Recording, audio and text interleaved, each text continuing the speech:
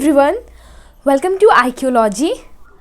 इस वीडियो में हम लोग इंडियन कॉन्स्टिट्यूशन के पार्ट 2 को जानेंगे। तो इंडियन कॉन्स्टिट्यूशन का पार्ट 2 किसके बारे में बताता है? सिटीजनशिप के बारे में बताता है। वीडियो स्टार्ट करने से पहले मैं आप लोगों को एक बात बता दूं कि अगर आपका मीडियम हिंदी हो या इंग्लिश हो तो भी घबराने की कोई बात नहीं है। आपको वीडियो समझने में कोई भी तकलीफ़ नहीं होगी, तो पेशेंस के साथ वीडियो पर बने रहें। So let's start our video. तो हमारा जो पार्ट 2 है वो किस चीज़ के बारे में डील करता है? वो डील करता है सिटीजनशिप के बारे में। जब भी हमने कॉन्स्टिट्यूशन स्टार्ट किया था तब हमने देखा था कि हमारे कॉन्स्टिट्यूशन में सबसे पहला तो क्या है? प्रियम्बल है। उसके बाद क्या आता है? हमको देखने को क्या मिलता है? पार्ट्स देखने को मिलते हैं। और सबसे पहला पार्ट 1 हमको क्या देखने को मिला था? हमें इंडियन एंड इट्स टेरिटरी। तो जब भी हमारा कॉन्स्टिट्यूशन बन रहा था तब हमने हमारे यूनियन एंड इट्स टेरिटरी को डिसाइड कर दिया था कि ठीक है ये क्षेत्र होंगे। अब उसके अंदर में उसके बाद दूसरी जो सबसे इम्पॉर्टेंट बात थी वो ये थी कि यहाँ के सिटीजन जो थे वो कौन होंगे। ठीक है, तो वो डिसाइड कौन करता है? हमारा पार्ट 2 डिसाइड करता है। तो अब हम लोग यहाँ से स्टार्ट करते हैं हमारा पार्ट 2 का लेक्चर। तो पार्ट 2 में जो सिटीजनशिप है वो एक्चुअली 2 टाइप्स में डिवाइड किए जा सकते हैं। पहला तो हम लोग ऐसा देखेंगे कि जो स्टार्टिंग में at the commencement of the constitution, जब भी हमारा कॉन्स्टिट्यूशन बना था उस टाइम में जब जिस तरीके से नागरिकता प्राप्त करवाई गई थी वो एक पहला तरीका हो गया। फर्स्ट मेथड मीन्स देखो इसको बोल सकते हैं commencement of constitution, during the commencement of the constitution. Okay, और पहला पार्ट तो ये हो गया, मतलब पहले तरीके से ऐसे जान सकते हैं। और दूसरा तरीका जो है वो कौन सा होगा? Citizenship act of 1955। ओके, तो एक बात आप लोग एकदम से क्लियर कर लो कि जो हमारा पार्ट 2 है ना वो पार्ट 2 किसके और किसके बीच में, कहाँ से कहाँ तक आर्टिकल से? आर्टिकल से हमारा 5 to 11। फाइन, तो ये कौन सा डील करता है? ये हमारा यहाँ देखने को मिलेगा। ओके, और जो है ये सिटीजनशिप जो एक्ट है ये हमारा आर्टिकल 11 जो है उसके तहत ही सिटीजनशिप एक्ट बनाया गया था। तो बस आपको एक छोटा सा दिमाग में फीड करना है, एक छोटी सी बात फीड करनी है कि जब भी हमारा कॉन्स्टिट्यूशन बना था उस टाइम में जो भी हमारे को मतलब नागरिकता जिस तरीके से प्राप्त करवाई गई थी वो कहाँ हम लोग को पढ़ने को मिलेंगी? वो इस टाइम में। ठीक है, और दूसरा जो अभी एक्चुअली हम लोग ये फॉलो नहीं कर रहे हैं। ठीक है, अभी जो हम लोग फॉलो कर रहे हैं ना वो ये फॉलो कर रहे हैं सिटीजनशिप एक्ट ऑफ 1955। तो इस चीज़ को हम लोग अभी फॉलो कर रहे हैं। तो ठीक है, बात क्लियर हो गई होगी। आई होप कि आप लोगों को समझ में आ रहा होगा कि ये पार्ट क्या है और ये क्या है।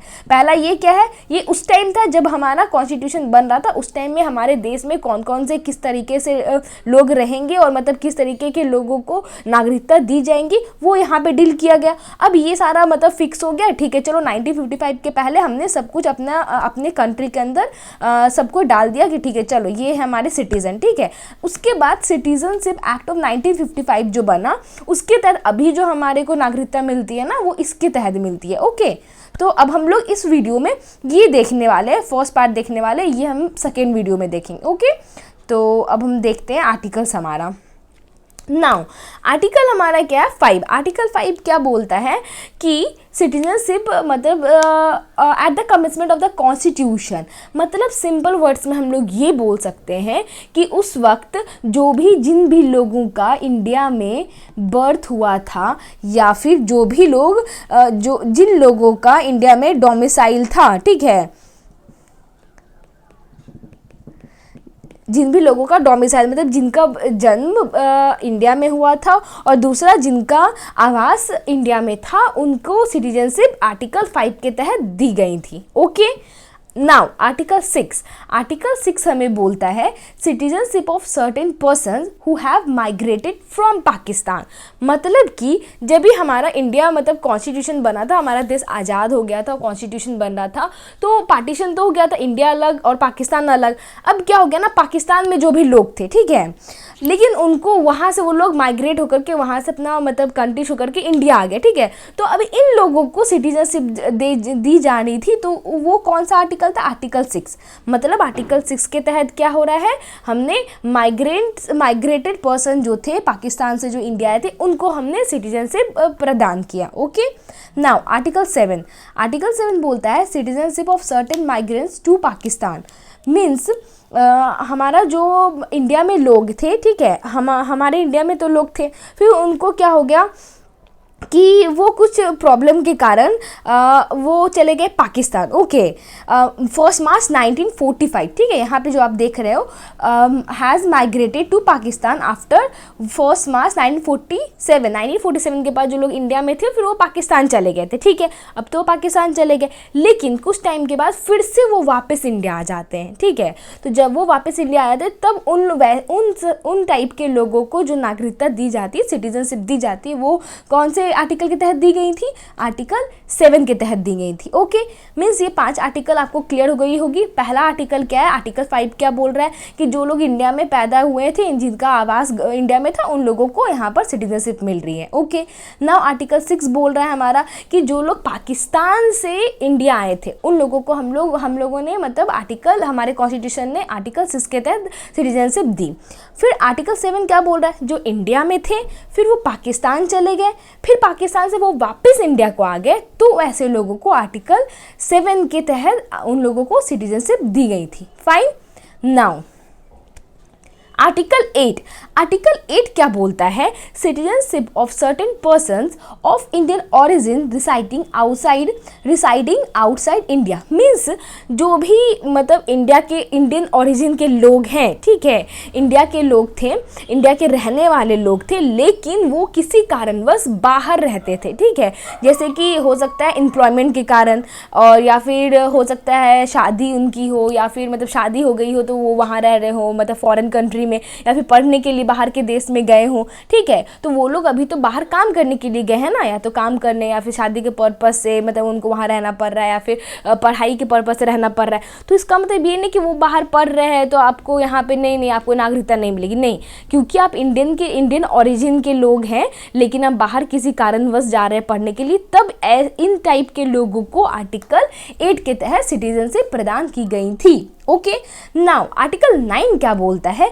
देखो, आर्टिकल मतलब जो है ना, सिटीजनशिप जो है 5 से लेके 11 तक आर्टिकल आपको नागरिकता प्रदान करने की बात करती है, लेकिन बस एकमात्र इन सब के बीच में आर्टिकल है जो है आर्टिकल 9। वो क्या बात करता है? सिटीजनशिप छीनने का बात करता है। ठीक है, मतलब हमने 5 में भी देखा कि आर्टिकल कैसा सिटीजनशिप मिलेगा, 6 में भी देखा कि लोगों को कैसे सिटीजनशिप दिया जा रहा था, और 7 में भी देखा हमने कि सिटीजनशिप कैसे दिया जा रहा था, और 8 में भी। लेकिन 9 क्या बात करता है कि सिटीजनशिप यहाँ पे छीन जाएंगी। किन लोगों की छीन जाएंगी? जो कि मतलब कि इंडिया के तो थे, लेकिन उन्होंने क्या किया ना, मतलब दूसरे कंट्री का सिटीजनशिप एक्वायर कर लिया। ठीक है, जैसे कि कनाडा का या यूएसए का उन्होंने सिटीजनशिप एक्वायर कर लिया, तो उन लोगों का क्या होगा? सिटीजनशिप अब छीन जाएगा।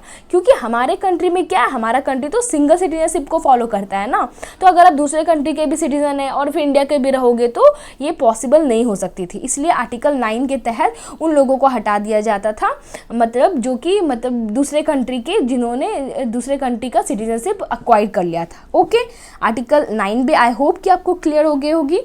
और आर्टिकल 10 क्या बोलता है?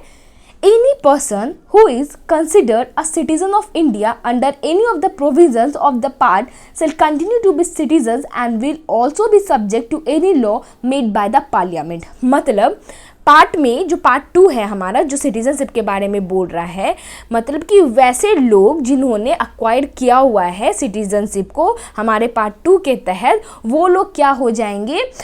सब जो पार्लियामेंट हमारी लॉ बनेगी ना, उसके भी वो मतलब उनको फॉलो करनी पड़ेंगी उन लॉ को। ठीक है, अगर आप सिटीजन पार्ट 2 के तहत आप इंडिया के सिटीजन बन चुके हो, फाइन, अब क्या अगर पार्लियामेंट लॉ बना रही है तो you will have to follow that. ठीक है, आपको वो चीज़ फॉलो करनी पड़ेगी, उस लॉ को जो पार्लियामेंट बना रहा है। ओके, तो आर्टिकल 10 ये बोलता है। अब आर्टिकल 11 क्या बोलता है? आर्टिकल 11 बात करता है parliament to regulate the right of citizenship by law. Means हमारा जो पार्लियामेंट है वो सिटीजनशिप के तहत, मतलब सिटीजनशिप के लिए कोई भी लॉ बना सकता है अपने अकॉर्डिंग। ठीक है, और एक बहुत इंपॉर्टेंट बात कि इसी के तहत आर्टिकल 11 के तहत ही हमारा क्या बना है? सिटीजनशिप एक्ट ऑफ 1955, मतलब क्योंकि आर्टिकल 11 में ये बोला गया है ना कि पार्लियामेंट क्या कर सकता है, सिटीजनशिप लॉ बना सकता है, ठीक है। तो इसी के तहत हमने क्या बनाया, सिटीजनशिप एक्ट ऑफ 1955, ठीक है, पार्लियामेंट ने ये बनाया। तो अभी जो है ना हम लोग क्या करते थे, पहले तो जब भी हमारा ये कॉन्स्टिट्यूशन बना तो पहले हम लोगों ने ये जो भी आर्टिकल्स था, आर्टिकल्स के अकॉर्डिंग सब कुछ अच्छे से अब हमारे कंट्री के अंदर में डाल लिया कि ठीक है ये ऐसे ऐसे लोग हमारे सिटीजन्स होंगे, फाइन। उसके बाद जब 1955 की बात हुई ना, उसके बाद क्या हो गया, अब तो सबको मतलब आ गए हमारे कंट्री के अंदर, आ गए सारे लोग आ गए, ठीक है, जिनको भी आना था। अब 1955 के बाद में क्या हुआ, अभी जो हम लोग फॉलो कर रहे हैं ना वो इसके अकॉर्डिंग फॉलो करते हैं, ठीक है। ये जो भी है 1955 एक्ट जो हम लोग नेक्स्ट वीडियो में पढ़ेंगे, जानेंगे इस एक्ट में क्या है, क्या क्या डाला हुआ। मतलब इसमें दो चीज़ आपको बताया, एक तो ये है कि कैसे अक्वायर कर सकते हैं सिटीजनशिप हमारे कंट्री में, और दूसरा है कि कैसे हम लोगों का छीना जा सकता है हमारे से हमारा सिटीजनशिप, ठीक है। ये दो चीज़ हम सिटीजनशिप एक्ट में पढ़ेंगे। तो आई होप को आपको ये जो आर्टिकल्स थी पार्ट 2 जो थी, आर्टिकल कहाँ से कहाँ तक है, 5 to 11 है, फाइन। तो अब हम लोग एक क्विक रिवीजन ले लेते हैं। आर्टिकल 5 क्या बोलता है हमारा, आर्टिकल 5 बोलता है हमारा कि जो भी इंडिया के डोमिसाइल थे या फिर जो जिनका भी बर्थ इंडिया में हुआ था उनको यहाँ पर सिटीजनशिप दिया जा रहा था, ओके। आर्टिकल 8 अब क्या बोल रहा है, आर्टिकल 6 अब क्या बोल रहा है, आर्टिकल 6 हमें ये बोल रहा है कि जो लोग पाकिस्तान से इंडिया आ गए थे, ठीक है, उनको क्या कर रहा है, हमारा कॉन्स्टिट्यूशन नागरिकता प्रदान कर रहा था, ओके। आर्टिकल अब 7 क्या बोलता है, आर्टिकल 7 हमें ये बोलता है कि जो लोग इंडिया में तो थे पर 1 मार्च 1947 के बाद में वो लोग चले गए पाकिस्तान, ओके। फिर पाकिस्तान जाने के बाद में कुछ प्रॉब्लम हुई होंगी, फिर उसके बाद जब वो वापस से आ जाते हैं, इंडिया आ जाते हैं वापस से, तो उन सारे लोगों को जो नागरिकता प्राप्त करवाई गई थी वो आर्टिकल 7 में करवाई गई थी, फाइन। नाउ आर्टिकल 8 हमारा क्या बोल रहा है, आर्टिकल 8 हमारा ये बोल रहा है कि जो इंडियन ओरिजिन के लोग हैं लेकिन वो बाहर जा रहे हैं पढ़ाई करने के लिए या व्यवसाय करने के लिए, तो उन लोगों का ऐसा नहीं कि आप बाहर जा रहे हो तो बाहर नहीं जा सकते, वैसे लोगों को भी हमारे कॉन्स्टिट्यूशन ने नागरिकता प्राप्त करवाने की बात की है, वो आर्टिकल 8 में की है, फाइन। आर्टिकल 9 अब क्या कहता है, ये सब सारे आर्टिकल्स तो नागरिकता दे रही है ना, आर्टिकल 9 क्या हो रहा है ना, ये क्या करता है, सिटीजनशिप छीनने की बात कर रही है, ठीक है। आर्टिकल 9 में क्या होता है कि अगर आपने किसी भी कंट्री का अक्वायर कर लिया है सिटीजनशिप तो उसके बाद आप इंडिया के सिटीजन नहीं रह पाएंगे, फाइन। तो ये आर्टिकल 9 में बात की गई। आर्टिकल 10 में ये बोला गया है कि अगर आप सिटीजन हैं, अब आप ये जो पार्ट 2 के अकॉर्डिंग आप इंडिया के सिटीजन आप बन चुके हैं, उसके बाद अगर पार्लियामेंट जो भी लॉ बनाएगी तो वो आप पे लागू होंगी, ठीक है, आपको वो फॉलो करनी पड़ेगी, वो आप पे भी लागू होंगी। तो ये आर्टिकल 10 बोलता है। और आर्टिकल 11 हमारा क्या बोलता है कि पार्लियामेंट के पास में राइट है कि वो सिटीजनशिप को लेकर के लॉ बना पाए, ठीक है। तो इसी के तहत आर्टिकल 11 के तहत ही हमारा क्या बना है, सिटीजनशिप एक्ट ऑफ 1955। तो यहाँ पे हमारा पार्ट 2 कंप्लीट होता है। नेक्स्ट वीडियो में हम लोग देखेंगे कि सिटीजनशिप एक्ट ऑफ 1955 क्या बोलता है, और उसके बाद हमारा सिटीजनशिप पूरा अच्छे से क्लियर हो जाएगा, फाइन। तो hope you guys like the video, do like, share and subscribe, thank you.